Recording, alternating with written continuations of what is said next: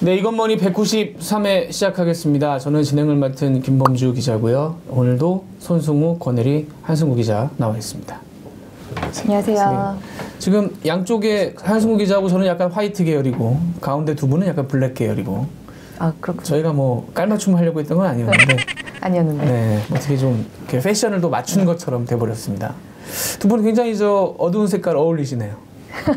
뭐라고 답변을 다크를 담당하고 있어요. 네, 다크를 담당하고 있습니다. 받아주는군요. 아니, 방송 요새 경력이 그러니까. 라디오도 하고 뭐도 하고 하면서 다크를 담당하고 있어요. 네, 딴 데가 써먹어야지. 아니, 받아줘도 뭐라 하나 받아. 아니, 잘 받는다. 다크를 담당하고 잘 받는다. 있어요. 쉽지 않은 부분을 잘 받아낸다. 이런 예전에 뭐 미모를 담당하고 있어요. 뭐 이런 거, 뭐 그런 괜찮습니다, 거 있었네. 그것도. 네. 괜찮다는 거? 그냥 저 예전 걸그룹 인터뷰 얘기하는 그랬다는 사람이 네, 그런 있었다는 사람도 건데 있었다는 거죠. 본인이 넙죽 그걸 본인이 받아들이네요. 저 받았는데 지금 이렇게 튕겨내시네요. 아니. 뭐 이 중에 탁월하죠. 뭐 기준이 될란가는 모르겠지만. 판단은 보시는 분들이 판단하시겠죠. 네. 네. 자, 오늘은 잠시 뒤에 이제 뭐 들으시는 분들은 이미 뉴스를 접하셨을 것 같아요. 근데 화면 배경은 펭수네. 네. 그걸 보고. 아, 네. 대단하시네. 저 굉장히. 네. 배경이 펭수입니다. 네. 아, 저는 어제 계속 못 앉았어요, 진짜. 네. 이제 분야가 상하자. 저 뭐 아마 접하셨겠지만 저희가 녹음하는 이 시점에서는 잠시 뒤에 정부가 분양가 상한제를 발표를 할 예정이에요. 한승구 기자의 담당 분야입니다. 지금 9시 45분인데 10시부터 회의가 시작이 됩니다. 네. 그 주거정책심의위원회라는 게 열리는데 여기 이제 장관이 참석을 하는 회의거든요. 조금 전에 그 장관의 모두 발언 내용은 미리 배포가 됐네요. 예, 10시 엠바고이긴 하지만 어쨌든 뭐 이 방송 나가는 시점에는 이거보다 지났을 테니까 모두 발언 공개됐네요. 예, 모두 발언이 지금 출입 기자들한테는 배포가 됐고요. 지난 1년간 서울의 분양가가 집값보다 무려 4배 이상 오르며 기존 주택의 가격 상승을 부추기고 있다. 이게 이제 그 분양가 상승제를 도입하는 핵심 이유가 되겠습니다. 그러니까 그동안 공공택지에서 짓는 아파트들에는 이제 분양가 상한제가 적용이 되고 있었는데 이제는 민간택지까지도 확대한다는 거고요. 이게 적용이 되면 이제 택지비하고 건축비, 그다음에 가산비라는 거를 감안을 해서 분양가 심의위원회가 그 분양 가격을 결정을 합니다. 그러니까 민간 건설사들이 뭐 하고 싶은 가격대로 분양을 맘대로는 이제 못 하게 되는 상황인 거죠. 그러니까 정부 생각은 그동안 이 분양가가 오른 얼마나 올랐는지를 보니까 이게 기존 주택 가격 오른 것보다 한 서너 배 가량 높더라. 그러니까 분양가가 분명히 집값을 좀 부추기는 현상이 있다. 분양가가 오르면 사람들이 기존 주택 시장으로 몰리고 그래서 기존 주택 가격도 뛰고 뭐 이렇게 순환을 한다는 거예요. 그래서 이거를 이제 올리겠다. 특히 이번에는 그 불안한 동 위주로 이제 정밀 지정을 하겠다. 뭐 이렇게 지금 나와 있죠. 그래서 시장에서는 지금 뭐 보도는 많이 됐습니다만 뭐 강남 3구, 강동구까지 강남 4구 해서 또 마용성, 마포 용산 성동하고 뭐 과천이라든가 이런 데까지도 일부 좀 지정이 되지 않겠느냐. 현재로서는 그렇게 알려지고 있고요. 이미 사실은 다 정해놨는데 이게 위원회라는 걸 만들어서 거기서 통과하는 형식을 갖추려다 보니까 그동안 그게 좀 거수기 아니냐. 맨날 정해져 있는데 그냥 가서 돈 받고 그냥 회의 들어갔다가 딱딱딱 하고 나오는 거 아니냐라는 비판이 있어서 지금 사실 발표를 안 하고 있는 거지. 대충 어디가 될 거라는 거는 뭐 다 검토 끝났을 겁니다. 끝났죠. 예, 며칠 전에 그 녹실 회의라고 해서 이제 뭐 경제 관계 장관들 모이는 거 홍당기 부총리가 주재로 해서 뭐 국토부 장관, 금융위원장, 뭐 산업부 장관 거의 다 모이는 회의가 지난 주말 지나서 있었는데 그때도 요거를 이미 한번 논의를 했다고 그래요. 근데 사실은 아이러니하다고 하면 아이러니한 건데 처음에 분양가 상한제 얘기 나올 때 타겟은 강남이었어요. 특히 재건축 아파트들이 재건축을 하면서 굉장히 비싼 가격을 불러서 그게 이제 집값을 높이는 원인이 된다라고 타겟을 잡았는데 그게 얘기가 나온 이후에 오히려 강북의 분양가가 굉장히 많이 뛰는. 그러니까 이게 지금 한 군데를 잡아서 하나를 뭔가 눌러서 해결이 될 문제인가? 라는 생각이. 그래서 이제 뭐 예상보다 뭐 이 지정 대상이 넓어지지 않겠냐라는 관측도 나왔습니다. 어제까지 나왔는데, 그러면 좀 이따가 이제 발표를 할 테니까 그건 이제 봐야 되는 것이고. 그래서 이게 너무 특정 지역 이제 아주 정밀하게 지정을 하다 보면 오히려 그 지역을 피해서 다른 지역으로 이제 수요가 또 몰리지 않겠냐. 그러니까요. 네. 왜냐면 지금 시중에 부동자금이 굉장히 많은 상황이잖아요. 금리도 오랫동안 이제 저금리 기조가 유지가 돼갖고, 그래서 돈이 부동산 말고는 딱히 갈 데가 없는데 저기만 저렇게 묶어놓으면 다른 데로 튀지 않겠느냐라는 우려도 나오고 있는 거는 사실입니다. 이게 지금 집값이 여러 가지 규제를 내놨음에도 불구하고 사실 안 잡히기 때문에 결국은 이 최고가 아파트인 아리팍, 항상 우리가 근데 최고가 아파트를 기준으로 삼다 보니까 뭐 왜곡이 되는 측면이 저는 없잖아 있다고 보는데, 하여튼 아리팍 같은 경우가 평당 1억이 넘어갔어요. 드디어 평당 1억이 넘어가 버렸고. 네. 아리파라고 조금 풀어서 아크로 리버 파크라는 구반포에 있는 아파트가 한 평에 1억이 넘어갔어요. 네. 신반포에. 네. 아크로 리버 파크면 구반포죠. 구반포는 지금 구반포가 있고 신반포가 1차 재개발한 거죠. 저희가. 그게 참 그 반포 지역에 사는 분들끼리의 논란이 분분한데 어디가 구반포고 어디가 신반포냐. 우리 그때까지 몰라요. 제 기준으로는 구반포입니다. 제 기준으로. 여기 지하철역 기준으로 뭐 그렇다고 치고요. 네. 하여튼 거기가 1억이 넘어갔는데, 사실은 제가 전에도 한번 말씀드렸던 것 같은데 3년 전인가 4년 전에 대형 건설사 사장이 사적인 자리에서 나는 곧 강남 평당 1억 간다고 본다. 그때 분양가 4천 나올 때. 뭔 소리야라고 저도 사실은 생각을 했었어요. 근데 지금 드는 생각은 저 정도 되니까 대형 건설사 사장을 하는구나. 왜냐면 당시만 해도 부동산 전문가들도 그렇게 얘기하는 사람이 없었거든요.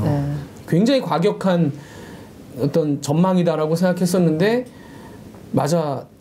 맞는 게 됐어요. 뭐 그게 옳으냐 그르냐를 떠나서 어쨌든 그 사람의 전망은 맞는 게 됐고, 그렇게 해서 그 사람이 이제 사업을 그 회사가 사업을 그쪽으로 추진을 했던 거니까 그 방향으로.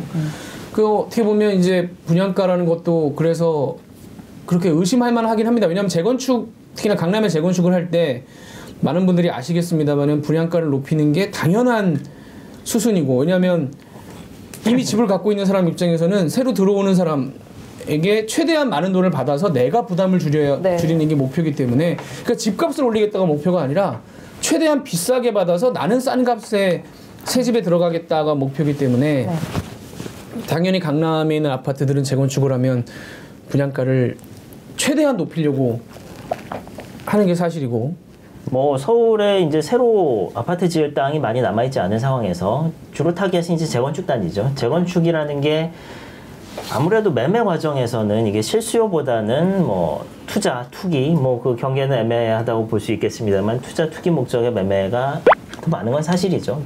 일반 아파트들보다는. 그래서 정부는 이 재건축 단지가 주도하는 이 상승 장세는 절대로 두고 볼 수 없다. 뭐 이런 의도라고 볼 수 있습니다.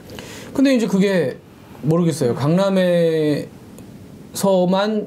뭐 분양가가 뛰어오르는 현상이 나타나면 그게 그런 얘기가 일리가 있는데, 지금 뭐 강북의 저 위쪽, 뭐 아주 위쪽부터 시작해서 뭐 지금 강남을 벗어난, 예를 들면 영등포나 뭐 동작이나 이런 지역에서도 그런 현상이 보이기 때문에 지금 뭐 집값이 적지 않게 올랐습니다. 특히 이제 가장 그 분양가 상한제를 반대하는 논리는 이게 어쨌든 재건축 사업성, 수익성이 떨어진다는 거기 때문에 이제 건설사들이 재건축 안 할 거다, 아파트 분양 안 할 거다, 그러면은 공급이 줄어들 테니까 서울에 있는 아파트가 더 희귀해지지 않겠냐. 그래서 뭐 지은 지 몇 년 안 된 아파트들이라든가 뭐 새로 청약해서 분양한 아파트들, 지금 단계에서 그런 아파트들은 많이 올랐습니다, 사실. 아니 그렇게 될 수밖에 없죠. 지은 지 1년, 2년 된 아파트들. 그러니까 지금 제가 그 아크로 리버 파크를 말씀을 드렸는데, 사실은 그 지역에 최근 몇 년 사이, 앞으로 몇 년 사이에 공급이 될, 그러니까 새로 지어질 아파트가 없어요. 사실상 없는 상태. 그러니까 뭐 주변에 조금 있습니다만은, 짓고 있는 데들이 있습니다만은, 그러니까 아크로 리버 파크나 아니면 지금 짓고 있는 아파트들은 반대로 얘기하면 그 지위를 상당히 오랫동안 유지를 하겠죠. 누릴 수 있겠죠. 강남의 새 아파트라는 그 지위를 누리면서 가격이 더 올라가는 현상이 발생을 할 텐데 글쎄 이게 분양가를 제한하는 것이 그런 점에 있어서는 저는 뭐 건설사들의 주장도 아주 틀린 건 아니다. 민간 분야에서는 그렇게 전망을 하는 경우들이 있고요. 그리고 분양가 상한제가 이번에 처음 하는 건 아니거든요. 처음 하는 건 아니고 2007년부터 14년까지인가 한 적이 있었습니다. 그래서 그 당시에 보면 그때도 확실히 이제 공급이 조금 줄었어요. 그 전에 이제 연간 한 40만 가구씩 인허가를 받던 게 그 당시에는 한 20-30만 가구 정도로 좀 줄었었는데 뭐 이거를 보는 시각도 여러 가지가 있어요. 여러 가지 있죠. 예, 이게 뭐 분양가 상한제 때문에 줄어든 거냐라고 보면은 사실 정부에서 그때는 또 경기가 안 좋아 분명히 있었어요. 2007년에 금융위기 있었을 때잖아요. 그러니까 이때 무슨 뭐 아파트를 새로 지어서 분양을 하냐 그런 얘기 있었고 그리고 2010년부터는 그때 이제 보금자리 주택 같은 거 정말 하면서 인허가 물량 또 다시 늘었다 뭐 이렇게 얘기를 하기도 해요. 근데 중요한 거는 어쨌든 이 분양가 그 전에도 원가 연동제라고 해서 더 전에도 비슷한 제도를 했던 적이 있습니다. 근데 이게 이런 식으로 이제 했다 말았다 하니까 사람들이 이게 언젠가 또 맞아요, 없어질 맞아요. 거라는 기대를 하는 거예요. 사실 그게 제일 큰 것 같아요. 그렇기 때문에 지금 이렇게 강하게 분양가 상한제를 카드를 들고 나오긴 했지만 이거 경기 계속 안 좋아지고 또 건설 경기 살려야 된다 그러고 뭐 규제 풀고 뭐 하다 보면은 이것도 언젠가 없어지지 않겠어? 그러면은 그때 되면은 또 이 더 가치가 높아질 테니까 지금 그냥 이렇게 그거죠. 해보는 거죠. 근데 지금 이 상황은 굉장히 여러 가지로 중첩이 돼 있는 상황인데 일단 방금 얘기했던 우리가 과거에 분양가 상한제를 시행했던 데서 좀 미루어서 짐작을 할 수가 있는 거잖아요. 근데 방금 한승호 기자 얘기한 대로 2007년에서 2014년 동안 7년 동안 분양가 상한제를 했는데 이때는 정말로 집값이 안정이 됐어요. 근데 물론 그때는 2008년 이후에 금융위기 이후에 한동안 경기가 어렵기도 했지만 사실 그때는 분양가 상한제가 어느 정도 먹혔던 걸로 봐요. 그리고 실제 그때 집값을 정말 이제 세분해서 보면은 제가 이걸 아침 방송에서도 한번 얘기를 했었는데 네. 서울이랑 강남의 집값은 2009년부터 2014년 동안 실제 떨어져요. 네. 하락했어요. 10% 내렸을 네. 거예요. 근데 전국에 다른 지역의 집값은 올랐어요. 그 시기에도. 그러니까 경기가 안 좋다고는 하지만 어떻게 보면은 조금 가격이 이렇게 뭐 균형이 좀 맞아 들어간 게 있어요. 그거의 그 이유로 보는 거는 크게 세 가지. 분양가 상한제가 분명히 서울에서 먹힌 점이 있다. 근데 그때는 뭐 이런 핀셋 적용 이런 거 아니죠. 차라리 그냥 할 땐 다 했죠. 민간 택지들에 대해서. 그게 있고 일단 그리고 뭐 아까 얘기했던 2010년 이후에 보금자리 주택이 공급된 것 그리고 이거 굉장히 좀 민감한 얘기인데 그때가 이제 세종시라든가 많이 공공기관들의 이전이 있었어요. 그러면서 실제로 지방 쪽에 수요가 생긴 거죠. 그러면서 지방의 집값은 좀 올라가고 이렇게 삼박자가 다 맞아 떨어졌을 때는 분양가 상한제가 분명히 작용을 했다. 그러니까 분명히 집값을 낮추는 하방 압력의 요인이 될 수가 있었다. 그런 부분과 어울릴 때는. 근데 이제 그래서 지금 또 분양가 상한제가 성공하려면 하고 얘기하는 것 중에 하나가 무엇보다도 공급이 적절하게 그냥 사람들이 살고 싶어하는 지역에 공급이 적절하게 돼야 된다는 부분을 얘기를 하잖아요. 이제 그래서 그 부분은 정말 앞으로 어떻게 하느냐를 같이 쭉 봐야 되는 면이 있을 것 같고 그렇죠. 그리고 분명히 아까 뭐 김범선 얘기한 대로 아리팍은 정말 우리나라에서 최고가인데 거기를 기준으로 얘기하는 건 좀 그렇다고는 하지만 무리하긴 해요. 그렇지만 또 그런 게 있는 게 사실 이런 얘기하면 또 강북 사시는 분들은 좀 화내시는 분들도 있어요. 지금 집값이 이렇게 벌려져 있는데 우리 집값은 이제 뛰어야지라고 말씀을 많이 하시고 뭐 그런 면도 분명히 있습니다. 있는데 사실은 강남이 이렇게 오르기 시작하면은 우리나라 같은 경우는 아무리 강남이 우리나라에서 가장 뭐 사람들이 살고 싶어하는 지역이기 때문에 오른다고는 하지만 서울까지는 아직 다 파급 효과가 있기 때문에 정부에서도 지금 그렇게 강남 집값, 강남은 낮춰야 된다는 그런 어떤 강한 그런 목적이 있는 거겠죠. 실제로 지금 올 초에 뛰었던 그런 강남 집값이 이제 강북 쪽으로 좀 파급되는 부분도 있고요. 그리고 또 지금 분양가 상한제를 하면서 사실 되게 세 번째로 조금 걱정이 되는 것은 지금 강남 쪽에도 개발 호재들이 여러 가지 발표된 것들이 있고 강북 쪽에도 개발 호재들이 발표된 것들이 있어요. 이런 상태에서는 이게 몇 년 못 간다. 이 분양가 상한제가 몇 년 가지 못하고 정책이 달라질 거다. 곧 풀어질 거다라고 하는 이 정책의 연속성에 대한 신뢰가 없으면 사람들은 베팅하죠. 얘기한 것처럼.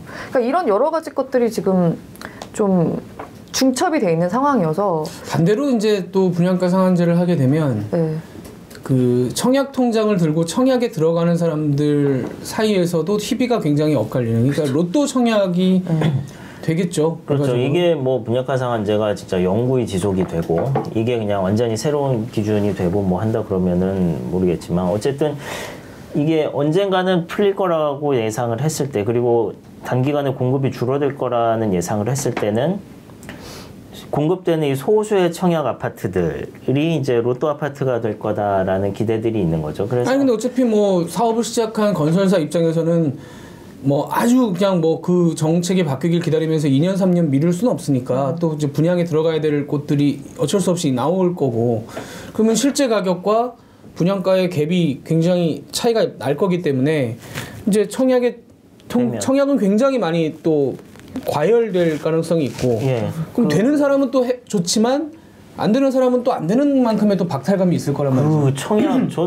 저도 뭐 이제 오래전에 들어둔 청약 통장이 작은 게 하나가 있습니다만 그래도 이걸 가지고서 서울에 어디 쉽지 않죠. 청약을 넣어볼 엄두를 못 냅니다. 요즘에 당첨되는 사람들 보면 가점이 거의 뭐 어마어마해요. 아니, 지금 무주택 기간 네. 막 자녀 막 부양가족 이런 거 만점 가까운 사람들이 수두룩한데 지금 청약 통장 갖고 있는 사람이 제가 이거 1,000몇 명인가 2천만 명 뭐 그렇게 될 겁니다. 우리나라 국민의 그래서, 2분의 1이 갖고 있어요. 예, 그래서 이거는 8살짜리도 갖고 있다는 것 자체는 이제 그냥 너무나 당연한 것이고 이 가점을 뭐 20년, 30년 이상을 쌓아야 이제 쓸 수 있는 뭐 그 정도 상황이라 이거 효용이라고 하기가 뭐 갖고 있는 입장에서는 사실 좀 별로 그렇게 없어 보여요. 이거 얼마를 더 들고 있어야 되는지 참 뭐 큰 돈은 아니니까 그냥 갖고는 있는데. 그러니까 지금 되게 어려운 게 또 거기다가 돈은 또 돈대로 풀어야 되는 경기에 필요가 있어서 금리는 내리고 있고 그런데다가 분명히 몇 년 전에는 그 존재하지 않았던 지금은 작아 보이지만 어쨌든 호가가 뛰는 데는 분명히 역할을 하고 있는 변수가 그 얼마 전에 왜 자료도 하나 나왔잖아요. 외국인들이 많이 산다고. 근데 저 사실 그 얘기를 시장에서 들었었거든요.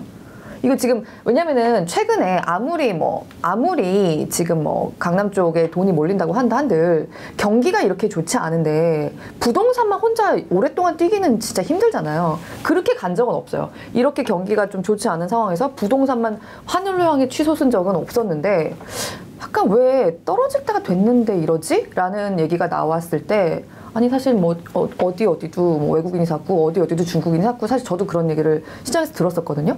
근데 정말 중국 사람들이 볼 때는 우리 강남 아파트 집값이 굉장히 싸대요. 그러니까요. 아니 그들은 1억 인구가 뭐 말도 안 되게 상류층이니까요. 우리나라 기준으로 봤을 때. 그러니까 사실 우리나라 제주도 땅값은 중국인이 다 올렸다는 거는 그건 뭐 주지의 사실이잖아요. 근데 이제 그거는 한 2, 3년 된 일이고. 네, 그땐 그랬는데 이제 서울에 산다는 거예요. 요새 그리고 인기가 있는 강북몇구, 뭐 강남. 근데 몇 개 안 돼도 그들이 산 게 몇 개가 안 돼도 사실 숫자는 그렇게 많지 않습니다. 네, 몇 개 안 돼도 통계 나온 거 보면. 호가 올라가는 거에는 분명히 영향을 미치는 거죠. 그러니까 우리가 받아 앉지 못해도 받아갈 사람이 있다. 가 돼버리니까. 이게 이제 거래가 많지 않은 상황에서 네, 그렇게 그렇죠. 이제 몇 개 물건이 거래가 되면 그게 이제 시세에 반영이 되고 거기에 따라서 이제 효과가 영향을 가요.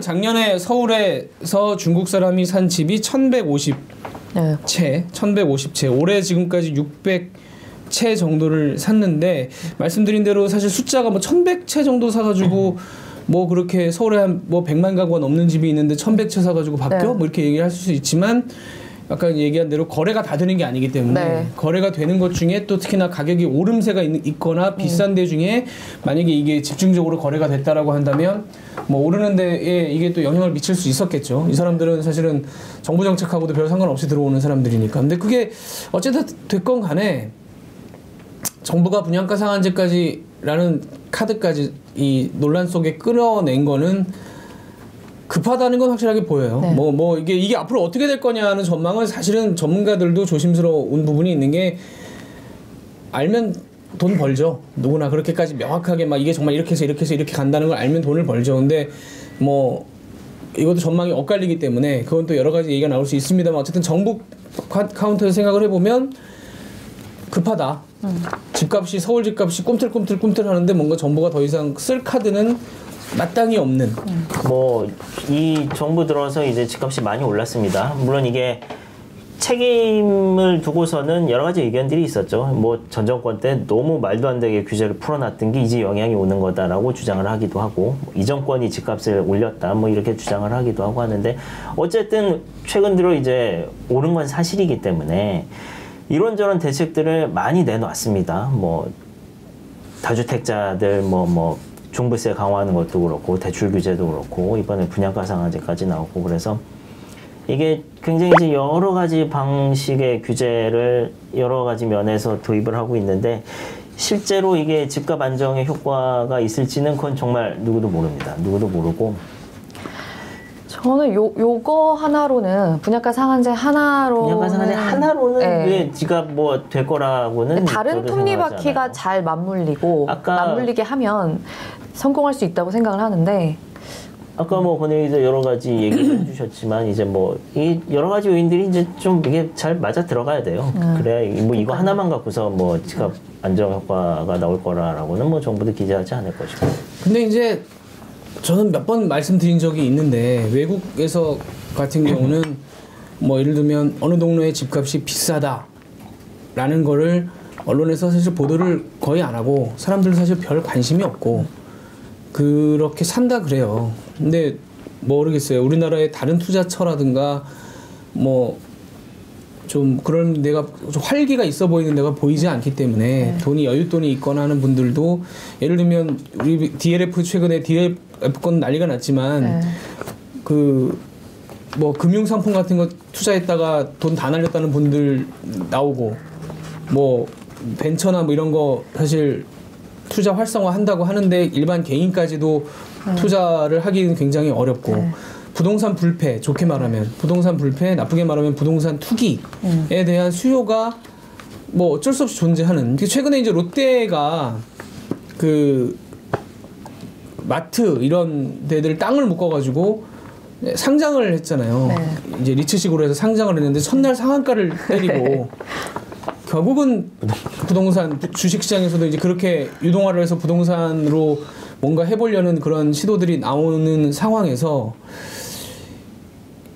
이렇게 저렇게 뭔가 해보려고 하는 시도들이 정부가 워낙 가장 강력한 뭐 규제자기도 하고 정부가 영향을 굉장히 많이 미치는 건 맞습니다만은, 그런 상황에서 어느 정도는 과연 이게 효과가 있을까, 중장기적으로. 마음은 알겠어요. 마음은 알겠고 뭔가 해봐야 되겠다는 걸 아는데, 부동산에 대한 예를 들면 지금 세제를 굉장히 세금을 많이 내게 됐잖아요. 이제 비싼 집들이 예전에 비해서, 예전에 뭐 강화한다 말했을 때보다 지금 집에 있는 분들이 받는 충격이 더 큰 것 같긴 해요. 실제로 금액이 찍혀 나오는 게 어마무시하게 이제 찍혀 나오기 시작하니까 특히나 은퇴하신 분들한테는 영향이 있죠.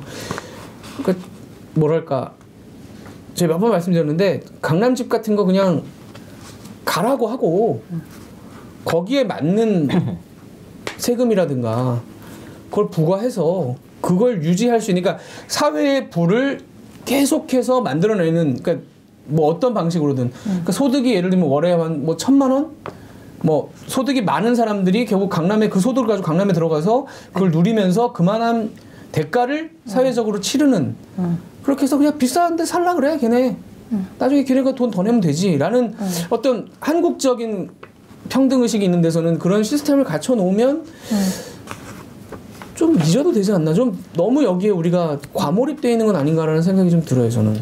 뭐 아까 권일 기자가 사람들이 살고 싶어하는 지역에 이제 공급이 얼마나 되느냐가 관건이다라는 얘기를 했는데, 그 이제 두 가지 측면에서 볼 수 있죠. 사람들이 살고 싶어하는 지역, 이미 살기 좋은 지역에다가 공급을 얼마나 늘릴 것이냐의 측면도 있지만, 한편으로는 그럼 사람들이 살고 싶어하는 지역을 또 만들어주면 되는 거 아니냐라는 해결도 있는 거거든요. 그러니까 이게 아까 뭐 강남 강북에 호재가 있다고 해도 여전히 그 주거 환경과 뭐 특히 우리나라에서 이제 교육의 문제라든가 이런 것들에서 강남과 강북의 차이가 적지 않기 때문에 이런 점을 좀 더 이 집값 뭐 이제 분양가가 어떠네, 세금이 어떠네, 요것뿐만 아니라 뭐 다른 지금 뭐 교육이 됐든 뭐 직장이 됐든 뭐 다른 것까지 이제 동시에 이 도시 맞아요. 개발이 이루어져야. 아니, 그리고 강남 집값은 근데 그 얘기는 저는 약간 좀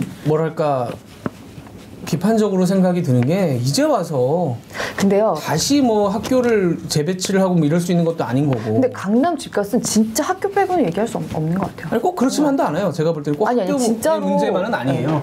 아니 주변에 뭐 저는 애가 없으니까 잘 제가 당한 일은 아니지만 얘기한 거 들으면 진짜로 그러니까 별의별 일이 다 일어나요. 강남에 학적을 두기 위해서 아이의 학적을 진짜 막 그래서 그 강남구청에서요 그 집집마다 가가호 두드리면서 실제 사는지 점검을 전부 다 하기도 하고 정말 막 몇 명씩 거기 이렇게 한 집에 막 전입신고했다가 들통나서 나가기도 아니, 하고요. 뭐 대치동이나 이런 데는 그렇게 네. 얘기할 수 있는데 압구정이라든가 반포라든가 이런 뭐 건 그런 데는 꼭 또 뭐. 학구는 아니라고 학구도 생각이. 그러니까 이 권은희 기자 또래들이 하시는 학교에 또 보내는 뭐 분들이 계셔서 이제 약간 이제 그렇게 볼 수 있는 건데 꼭 학교는 아니라고 생각하고 그러니까 인프라 부분은 동의는 합니다만은 그걸 또 인위적으로 지금 그렇게 해서 서울에 있는 걸 또 뭐 재개발을 하고 뭐 이렇게 다시 배치를 하고 그게 이상적이긴 한데 가능한지는 잘 모르겠어요, 사실은. 그리고 이제 아마 오늘인가 또 내일인가 정부가 발표할 내용 중에 인구 구조가 바뀌는 데 따라서 이 예를 들면 공무원이라든가 채용 구조도 바꾸겠다라고 하는 것 오늘 중에 발표가 있습니다. 교사들을 줄이겠다라는 예. 내용이 있어요. 예. 왜냐면 애들이 줄어드는데 교사를 유지할 수 있겠어요? 저는 몇 번 말씀드렸습니다만은 그 지금 50만 명 정도의 수험생들이 있는 시대와 네. 당장 10년쯤 지나서 10만 명 이상 줄어들고 지금 태어난 20년 지나서 30만 명 이하로 내려갔을 때의 체제가 과연 같을 것인가? 뭐 그 부분에 있어서는 판단은 다를 수 있겠습니다만 저는 이제 전체 학원 산업이라든가 대학교 산업 규모 자체는 줄어들 수 있다고 생각하는데 그렇게 될수록 오히려 더 이제 몇몇 지역에 집중되는 현상이 일어나지 않을까라는 생각하는 뭐 그럴 수는 있을 수도 있겠죠. 있어요. 그럴 수 있겠죠. 권혜리 그건 얘기한 진짜 대로 이제 뭐 학교 관련한 것들이 강남에 업체 없다고 말씀드리는 게 아니라 그게 전부는 아니라고 말씀을 드리는 건데 어찌됐건 간에 그만한 예를 들면 학교면 학교 뭐면 뭐 그만한 사실은 그 사회적으로나 국가적으로나 강남의 그런 좀 편의를 봐준 게 사실이죠. 학교도 좋은 학교 옮겨놓고 뭐 이런저런 시스템도 갖춰놓고 거기에 대한 뭐 페이백 타임? 그러니까 그걸 누리고 왜 우리가 뭐 은퇴를 했는데 그렇게 세금을 내야 되냐 뭘 해야 되냐라고 주장하시는 분들한테 그걸 지금 누리고 살고 계시기 때문에 저도 그 점은 그만한 대가를 그 사회에 돌려내셔야 되는 거고 뭐 학교도 그렇고 뭐 도로도 그렇고 뭐 온갖 해가지고 지하철도 굉장히 마찬가지고 많은 뭐 지원이 있었죠. 그러니까 그분들이 아니 뭐 내가 좋은 지역 잘 발굴해서 내가 투자 잘해서 이렇게 집값이 뛰었는데 왜 세금을 이렇게 많이 뜯어가냐라고 하지만 사실은 거기에 굉장히 그 공공의 투자가 많이 들어간 겁니다. 엄청나게 들어갔죠, 그리고 사실은. 많이 들어갔고 그 혜택을 사실 많이 누린 건 사실이에요. 그러니까 다른 나라와 보다 우리나라가 훨씬 더 사실은 평등의식 좋게 말하면 평등의식 뭐 이런 게 워낙 강하기 때문에 그게 계속 지금 문제가 되는 거잖아요. 강남 집값이 올라가는 것도 사실 그런 부분에 있어서 다른 문제도 제가 몇 번 말씀드렸지만 다른 문제도 있지만 그 부분이 분명히 존재하기 때문에 그렇다면 결국은 사후적으로 돈을 걷어서 밸런스를 맞추겠다라는 정책으로 모두가 사회적으로 국민들이 합의를 할 수 있다면 강남 집값 올라가라 그래라. 예를 들면 여의도 집값 그래 올라가라 그래라. 거기에 대한 대가를 받아내면 되는 거 아니냐라는 식으로 좀 진행시키고 집값은 좀 너무 우리가 거기에 매몰돼서 막 근데 그것도 지금으로서는 국민들의 할 수 있는 게 아닌 게 왜냐하면 사람들의 자산의 비중에서 부동산이 차지하는 비중이 너무 높잖아요. 아니 그렇긴 하죠. 그러니까 사실 미국 같은 경우는 실제로 아까 금융위기 때 그래서 저도 너무 마음이 아팠던 게 금융위기 때는 그래서 말하자면 평생 갖고 왔던 집이 갑자기 빵원이 돼버린 것 같은 상태에 미국 노인들이 막 다큐에 막 등장하고 막 그랬잖아요. 그 사람들의 자산은 상당수가 진짜 주식이고 펀드고 뭐 그런 데 다 연금 맡겨놓고 하니까 그러니까 말하자면 우리나라 사람들이 정말 자기 자산의 80~90%를 부동산에 쏟아부었다가 그게 말년에 그냥 휴지 조각처럼 사라진 그런 상황이 그때 그들에게 일어났던 것이고 지금 우리나라 사람들의 자산 비중은 부동산이니까. 근데 사실 그거에 있어서 저는 좀 재밌다고 생각한 게 요새 그 응답하라 1988 있잖아요. 그거를 재방송을 해줘요. 그래서 우연히 봤는데 거기서 그 성동일 아저씨가 병원에 누워서 그런 얘기를 하더라고요. 아 말이야 뭐 말도 안 되는 소리를 해. 어떻게 주식이 1000이 돼? 막 이러면서 1000이었나? 100이었나? 그러니까 환율이 1000. 아니 주가 주가 지수가 어떻게 1000이 되었나? 500이 되었나? 아무튼 굉장히 조그만 숫자를 얘기를 하면서 그때 그 사람이 삼성이라는 회사하고 아모레라는 거를 사라고 했는데 말도 안 되는 소리 하지 말아라. 그리고 자기가 집에 왔다. 이런 대사가 나와요. 근데 실제로 그러니까 만약에 그 정말 왜 그 강남에서 그 집을 진짜 막 투기하는 게 아니라 나는 정말 평생 한 채 갖고 있었다. 뭐 산지 20년 됐다. 이제 와서 나가라는 거냐라고 하시는 그 분들이 말하자면 그럼 한 집을 20년 갖고 있었다고 했을 때요. 만약에 삼성전자 주식 정말 그때 사가지고 20년 갖고 있었거나 뭐 주단학을 사가지고 20년 갖고 있었으면 실제로는 부동산보다 더 아니 근데 그거는 뛰었죠. 그러니까 제가 베스트 케이스를 얘기를 하는 베스트 케이스죠. 베스트 케이스인데 제가 하고 싶은 얘기는 그러니까 사실 우리나라 사람들은 약간 마음속 깊이 주식은 약간 좀 더 도박에 가깝고 조금 더 운에 따르고 경기에 따르고 그렇게 생각을 많이 하시고 부동산이 안전하다고 생각을 많이 하시나요? 그렇죠. 네.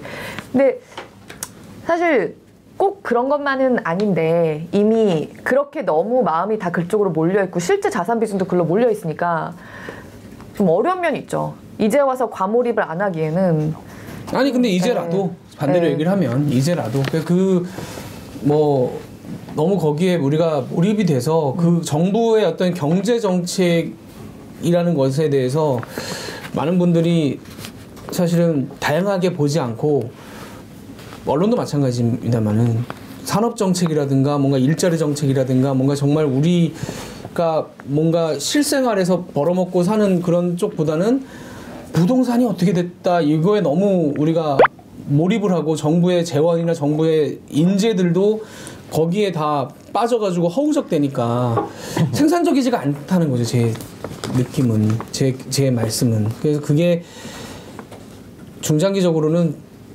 제살 깎아먹기 같은 느낌, 제자리에서 그냥 계속 머물러 있는 느낌이 너무 강하게 들어서 뭐 외국은 실제로 부동산 가지고 어디 집값이 올랐네 말았네 뭐 이거 가지고 그렇게 시시비비를 따지고 하진 않잖아요. 그 얘기를 드리는 거예요. 우리나라의 특성이 물론 안 바뀌겠죠. 제가 이렇게 뭐 말한다고 해서 바뀌겠습니까? 근데 그 부분이 좀 아쉽다라는 거죠. 제 아니 그리고 말씀하신 대로 사실 그런 어떤 부동산에 지나치게 과몰입된 구조 같은 걸 바꾸기 위해서는 사실은 누군가 한 명이 총대는 매야 되는 면이 있는 게 예를 들면 보유세 높이는 거 좋은데요. 그럼 사실 거래세는 낮춰줘야 돼요. 거래세를 낮춰줘야 그 기간에 팔죠. 사람들이 보유세도 높고 거래세도 높은 상황에서는 가지고 있죠. 아니 근데 거래세라는 거는 어쨌든 뭐 일시적인 한 번 하는 거니까. 그러니까요. 그런 식으로 좀 그리고 그러니까 누군가 제 생각에는 누군가가 지금 구조를 바꿔나기 시작하면 누군가 돈을 버는 사람은 나오는 시기가 분명히 있을 수밖에 없어요. 예를 들면 뭐 강남에도 지금보다 진짜 막 과감하게 공급을 늘린다거나 라고 했을 때는 거기서도 누군가 돈을 버는 사람 나오겠죠. 저 미리 말씀드리지만 저는 거기 자산 1도 없습니다. 1도 없는데 그러니까 네, 되게 구조를 바꾸는 것도 참. 그러니까 예를 들면 아까 제가 보유세 얘기에 대해서 좀 약간 부연 설명을 하자면 뭐 민주당에서도 그런 법안이 올라와 있습니다만은 한 15년이나 이렇게 우리가 보통 10년 정도면 장기거주자 치니까 10년, 15년, 20년 뭐 순차적으로 그렇게 한 집을 가지고 계신 분들한테는 보유세를 좀 깎아준다거나 해서 약간 반발을 좀 줄이면서 새로 진입해서 예를 들면 20억, 30억짜리 집을 덥석 지금처럼 대출도 안 되는 상황에서 30억짜리 집을 사는 분들한테는 어우 좋은 데 오셨네요. 그 입장료 좀 내셔야죠 라고 저는 해도 되는 거 아니냐라는 얘기예요. 그 얘기를 그렇게 하면 거기 못 들어간 사람 입장에서도 입장료가 되게 세더라고 웃으면서 얘기할 수 있는 뭐 낼 수 있는 놈 내라 그래 그걸로 우리가 또 딴 거 하면 되지라고 할 수 있는 좀 그런 여지가 저는 있지 않나. 어떻게 생각하십니까? 손수호 기자가 지금 진짜 한 20분째 지금 침묵을 지키고 있어요. 감기약을 먹었는데 갈수록 몽롱해지네요. 제가 감기 기운이 좀 있어. 감기약을 먹었는데 계속 몽롱해지네요. 원래 또 약반 상태에서 방송이 잘 되지 않습니까? 부동산 아파트들이 이렇게 점점 희미해지는 느낌? 이렇게 안개 끼는 느낌? 얘기를 들을수록 뭐 이제 그럼 모두 다 열받고 좀 그러시면 전부 감기약을 한 번씩 그냥 먹어버릴까요? 몽롱해지게. 근데 제가 얼핏 강남 아파트에 대한 여러 가지 얘기들 중에 그냥 제가 드는 생각은 강남 아파트가 그러니까 경제적인 관점 말고 우리 사회에서 가지는 사회적인 관점이랑 그 아파트의 가격이 또 다른 아파트에 미치는 가격들 이런 것들을 생각할 때 다른 나라랑 좀 다른 특이성이 있지 않나 싶어요. 이제 그것 때문에 정책이 힘들지 않나. 정책 방향이 힘들지 않나 그렇죠. 싶으니까 이렇게 외국처럼 이렇게 안 되나라는 생각을 하기에는 그 강남 아파트값 상승이 가져오는 역효과가 악영향이 너무 많기 때문에 그래서 이론적으로는 그렇게 처리를 하면 강남 아파트를 그렇게 처리를 하면 될 것 같은데 이렇게 뭐 세금이나 이런 문제를 할 것 같은데 아파트값이 계속 강남 아파트값이 계속 올라간다는 게 이 사회에 미치는 영향이 너무 큰 것 같아요. 이제 그 문제를 아까 권혜리 기자가 얘기했나? 목록에 김범주 기자가 얘기했구나. 총체적으로 여러 가지 대책을 내놓고선 그러니까 뭐 학교부터 시작해서 다 막아내야 되는데 그냥 올라가게 놔두고 진입장벽 그렇게 그냥 놔두기에는 악영향이 너무 크다는 문제점이 있는 것 같아요. 그냥 뭐 약간. 당장 놔두자는 말씀 드리는 게 아니에요. 그리고 제가 볼 때는 보유세를 이렇게 가져가면 서서히 강남에서 못 견디는 사람들이 나오겠더라고요. 이번에 세금 나오는 것들을 보니까 실제로 연말에 좀 매물이 나오지 않을까 하는 얘기를 그런 제가 볼 때는 그런 상황이 올 수도 있고. 그러니까 그렇게 하면 이제 가진 사람 정말 돈 많은 사람들은 강남에 사는 건데 그런 사람들만 사는 그게 자본주의 현실이긴 하죠. 그렇긴 하지만 이제 강남 아파트 값이 좀 떨어지면 어떨까요? 그게 가능한가요? 그걸 인위적으로 그렇게 만드는 것이 저는 그러니까 그렇게 안 만들고 그냥 가면 좋은데 그렇게 올라갔을 경우에 우리 사회에 미치는 영향이 좀 걱정이 된다는 거죠. 근데 강남 안에 공급을 좀 더 늘리는 것도 얼마나 늘려야 근데 사람들의 욕망을 채울 수 있을까요? 그게 맞는 방법이긴 한데 정도의 인프라 차이라고 하면 강남의 공급을 늘리면은 그래도 강남 계속 다 같이 그래도 아예 부족한 것보다 낫지 않을까요? 강남을 슬럼화 시키는 아예 그냥 바벨탑처럼 그냥 하늘까지 솟아오르게 하지 않는 다음에야 전 국민을 다 강남에 수용할 수 있지 않는 다음에야 저는 공급 부족이라는 말은 평생 그렇게 이 상황에서는 계속 그 얘기가 나올 것 같아요. 계속 강남은 얼마를 줘도 공급 부족이죠. 사실은 다 가고 싶어 하는. 근데 이제 조금 성공한 신도시가 이제 판교 같은 데가 있잖아요. 근데 거기도 이제 성공한 여러 가지 쪽이 있을 텐데 사실 큰 것 중에 하나는 강남에 또 가까웠다는 근데 그렇죠. 그거죠. 그다음에 지금 뭐 올라오는 얘기 중에 하나도 신분당선 뚫리고 GTX 뚫리고 하면 용인도 강남에서 30분 거리에 이만한 데가 어딨냐 뭐 이런 그러니까 뭐 강남 기준이 되긴 해요. 그래서 사실은 그 남쪽이라든가 이런 데에 제가 우리도 몇 번 얘기했습니다만은 그런 교통망을 강화해서 강남으로 접근하기 쉽게 해주면 사실 그것도 뭐 저는 해결 방안이라고 생각합니다. 여러 가지 해결 방안이라고 생각하는데 지금으로서는 분양가 상한제를 정부가 하는 걸 보면 그러니까 저 방법 되게 독한 방법이잖아요. 그러니까 저 방법으로 만약에 안 되면 어떡할 건가. 그렇죠. 그거는 걱정이죠. 그렇게 됐을 때는 그러면 또 뭔가 더 막 우리가 상상도 못했던 뭐 더 센 걸 그럼 또 들고 나서 또 한번 탈 건가. 이런 식으로 계속 가야 되는 건가. 추가 규제 얘기가 일부에서는 또 나오고 있어요. 아니 해야죠. 지금 이 상황에서 원자금은 추가 규제로 가는 건데 글쎄요. 세금 문제죠. 세금 문제, 세무조사 문제 기존에 했던 방식들이 다 동원이 될 텐데 세금 문제가 강남은 경제적인 접근, 사회적인 접근이 같이 들어가야 되는 데라 그런 점에서 정말 힘든 것 같긴 해요. 그저께 이제 뉴스가 나왔던 그 학종 관련한 교육부에서의 발표 저는 그 기사 굉장히 의미 깊게 봤습니다. 이게 어쨌든 이번 정부 들어서 공론화 과정을 통해서 정시 확대를 안 하기로 했었어요. 그때 사실은 거의 안 하기로 그러니까 대통령 공약이 정시 확대였는데 교육부에서 공론화 과정을 거쳐가지고 그 수시를 거의 유지하는 선에서 이게 얘기가 마무리가 됐었단 말이에요. 근데 그걸 대통령이 다시 나서서 조국 전 장관 사태 이후에 대통령이 뒤집었죠. 다시 하라고 이제 지시를 내린 거잖아요. 어떻게 보면 계기가 마련이 돼서.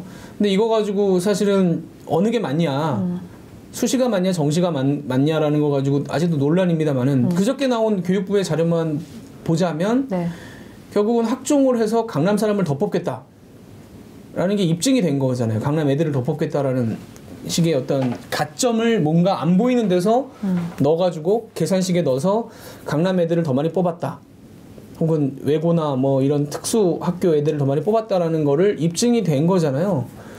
그러니까 예를 들면 그런 문제를 해결하고 그런 문제를 만약에 그래서 강남에 있는 학교랑 정말 바깥에 있는 학교랑 그런 거 못하게 해가지고 뭐 옛날에 왜 우리 아주 옛날에 내신 비율도 되게 빡빡하게 매겼었고 뭔가 그런 게 있었잖아요. 그렇게 해서 강남에 있는 학생들이 오히려 입시에 도움이 안 되더라 라는 게 나오면 하나의 배경이 될 수 있지 않을까. 근데 그런 거 저런 거 이런 거 저런 거가 다 남아있는데 분양가 상한제만 때린다고 해결이 되냔 말이죠, 제 얘기는.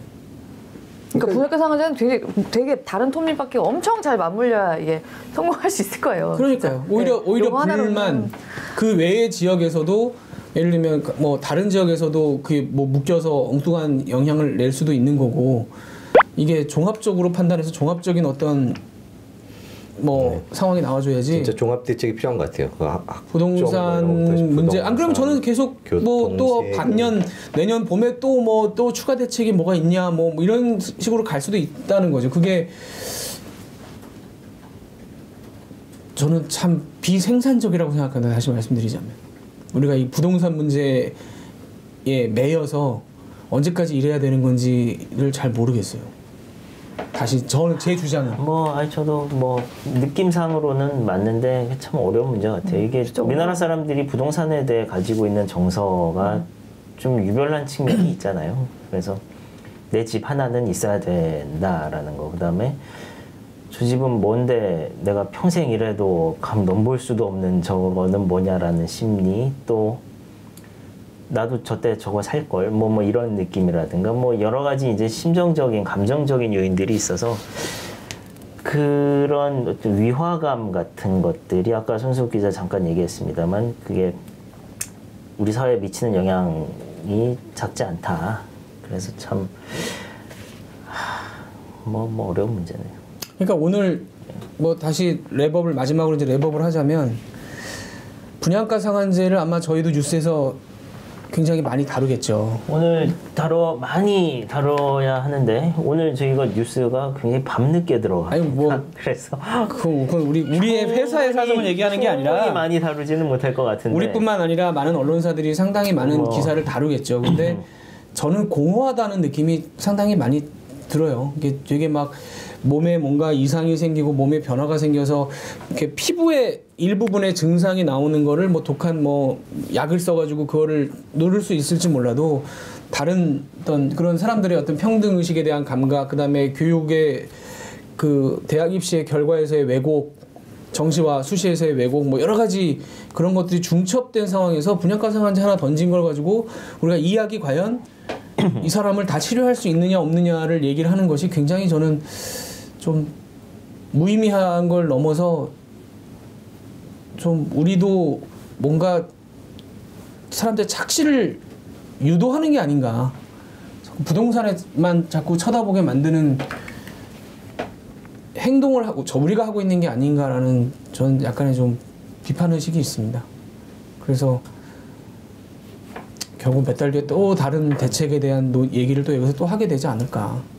그냥 제발 부동산은 이거 뭐 계속 말씀드리지만 제 희망사항이고 그대로 될 리가 없는데 부동산은 저렇게 가라고 하고 좀 생산적이고 발전적인 얘기를 좀 국가적으로나 사회적으로나 정부가 좀 더 몰입을 하면 좋지 않을까라는 그냥 안타까운 저는 심정이 있어요, 사실. 권혜리 기자 무슨 뭔가 할 얘기가 안 될 거라는 거 알아요.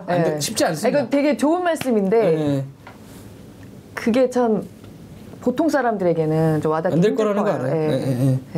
안 될 거라는 건 아는데 정말 한 15년, 20년 그때 강남 집값이 그렇게 뛰기 시작한 한 15년 전부터 지금까지 경제의 한 절반은 부동산인 것 같아서. 아니 그리고 저는 아까 판교 얘기 잠깐 했는데 판교는 강남 가까이뿐만 아니라 다른 몇 가지가 있잖아요. 거긴 나름 그래도 한국의 실리콘밸리라고 산업도 있고 좋은 일자리도 있고 그래서 젊은 부부들이 많이 있고 그거 아세요? 제가 판교에 그 현대백화점 생길 때 사실 생긴 날 가서 리포트도 하고 그랬었어요. 되게 깜짝 놀란 건 요새 그렇게 애들이 많은 군중을 못 봤다? 그런 느낌이 좀 있었어요. 그때도. 그러니까 뭐 지리적으로도 어쨌든 대한민국에서 가장 주거환경이 좋다고 하는 근처에 잘 위성 도시를 만든 거죠. 그러면서 일자리도 좋은 것이 있고 그러니까 젊은 사람들이 애들을 데리고 유모차를 끌고 그렇게 많은 거예요. 그래서 참 사실 그게 굳이 말하자면 그런 것들이 더 많이 주변에 이렇게 생긴다고 하면은 그런 게 대안이 될 수 있을 것이고 그래서 저기도 저번에 뭐 순수웅 선배 안 계셨지만 이렇게 셋이서 얘기를 할 때 그 제3기 신도시 얘기할 때 뭐 물론 제2기 신도시나 그런 데는 물론 불만이 있으실 거고 어떻게든 뭐 다른 방법을 찾아봐야 되겠지만 그런 데가 잘 되면 또 그런 근데 그러려면 결국 맞물려야 되는 게 또 그렇잖아요. 부동산을 바라보고 있게 되는 거는 결국은 일을 해도 약간라든가 뭐 그런 마음도 있는 거잖아요. 결국 그냥 불로소득인 저 자산 올라가는 것이 내가 일한 만큼이 따라갈 수가 없다. 그런 마음들도 있는 건데 어쨌든 뭐 질 좋은 일자리, 임금이 따박따박 들어오는 일자리 그런 게 있어서 꼭 거기 아니더라도 그래 내가 내 살집 내 한 몸 누일 내 가족 눕게 할 곳 있어가지고 편안하게 다닐 수 있다라고 하면은 꼭 그렇게 또 박탈감 안 느끼면서 살 수 있는 젊은 사람들은 또 분명히 나오는 거잖아요. 그러니까 그 모든 게 다 너무 맞물리는 문제라. 맞물려요. 네, 너무 어렵다. 너무 어렵고 판교뿐만 아니라 좀 그런 데가 좀 늘었으면 좋겠다는 생각을 좀. 맞아요.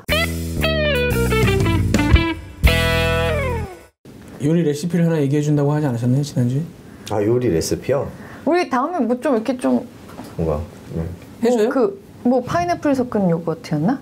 아보카도 섞은 요거트였나? 그런 거 생각했죠. 아보카도랑 요거트랑 섞어서 샐러드 드레싱을 만들었던 거고 제가 이번 주에 원래는 믹서기를 진짜 갖고 오려고 그랬어요. 아 진짜요? 믹서기를 갖고 재밌겠다. 와서 믹서기를 갖고 와서 하면서. 샐러드를 샐러드를 다 이렇게 아침 안에 샐러드를 넣고 드레싱을 여기서 진짜 한번 만들어서 이렇게 하려고 그랬는데 그게 무리를 빚지 않을까 이건 뭐인데 그래갖고 그걸 좀 경제적으로 어떻게 좀 스토리를 풀어보세요. 그럼 가능할 것 같은데 경제적으로도 가능할 것 같은데. 아니요 제가 할 수 있는 제가 생각을 해봤어요. 실제로 진짜 해보려고 그랬는데 아보카도가 잘 익었나 안 익었나 보는 법, 그 다음에 아보카도 익히는 법, 아보카도 까는 법, 숟갈법 뭐 이런 얘기밖에 모르겠더라고요. 경제 쪽으로 이어가기는 좀 힘들 것 같아서 네. 다음 시간에 할까요? 네, 한번 해보세요. 믹서기 같이 고민을 해보시죠 스토리를. 요거트 말고 좀 맛있는 거 좀. 뭐 예를 들면 고기를 갈아줄까요? 아침부터 고기를 굽자는 건 아니죠? 삼겹살 여기서 구우면서 한번 해볼까요? 에어프라이어 갖다 놓고 넣고 죄송합니다. 끝날 때 꺼내서 이렇게 먹으면서 어때? 뭐 다크 감기약 때문인가 이렇게 소리가 다크를 담당하고 있는 권혜리 나 기자의 혼자 입을 틀어 막아야 될 것 같습니다. 여기서 이제 마무리 줘야 될 것 같습니다. 더 이상 쓸데없는 소리 하지 말고. 재밌지 않아요? 재밌지 않아요? 더 이상 쓸데없는 소리 하지 말고 다음 주에 이번 주는 뭔가 좀 다크를 담당하는 것부터 약간 좀 꼬인 것 같아요. 꼬인 것 같아요, 좀 들어요. 오늘 이제. 약간 드는데 이제. 그렇다고 뭐 녹화를 다시 뜰 수는 없고. 아니 괜찮았다니까 그거는. 괜찮았다고요? 아니. 여러분들의 평가에 맡기겠습니다. 댓글에서 권혜리 기자가 다크와 미모를 담당하고 있다는 부분에 대해서 평을 달아주세요. 제가 진짜. 다음 주에 잠깐만 끝나고 얘기할게요. 예. 아니 얘기하세요. 얘기하세요. 뭘 끝나고 얘기해요. 지금 얘기하면 되지. 네, 다음 주에 뭐 왜요? 아니, 화이트 이 얘기하면 있다고요? 진짜 뭐랄까 괜찮아요. 얘기하세요. 선배 옛날에 제 처음에 이건머니 이현희 선배랑 할 때 나갔을 때도 이렇게 저를 놀리셨다가 댓글들이 다 반응이 괜찮았어요 그때. 아시죠? 지금 이게 어색함입니다. 여러분 또 도발을 했습니다. 여러분 댓글로 아니 저 좀 살려주세요.